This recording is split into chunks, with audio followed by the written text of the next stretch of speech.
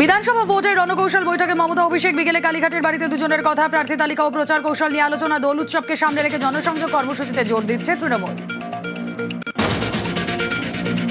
বঙ্কিমদার পর এবার স্বামী রামকৃষ্ণ, ফের মনীষীর নাম উল্লেখে বিতর্কে প্রধানমন্ত্রী। রামকৃষ্ণ পরমহংসদেবের জন্মতিথিতে সোশ্যাল সাইটে পোস্ট মোদি।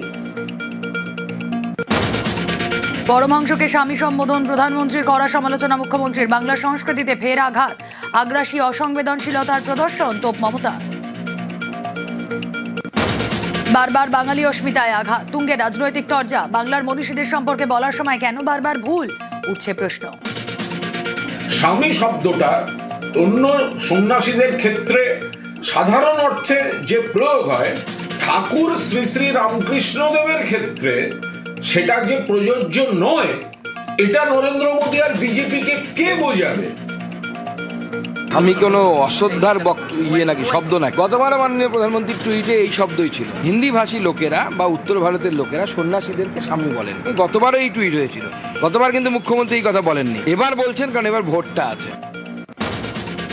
শ্রীরামকৃষ্ণকে নিয়ে মোদীর পোস্টে শোরগোল। ঠাকুর এবং স্বামী দুটি আলাদা শব্দ, মানে কাছাকাছি হলেও ব্যবহার ভিন্ন। ঠাকুর হলেন ঈশ্বরের অবতার, স্বামীর একটি অর্থ প্রভু, বলছেন বিশেষজ্ঞরা।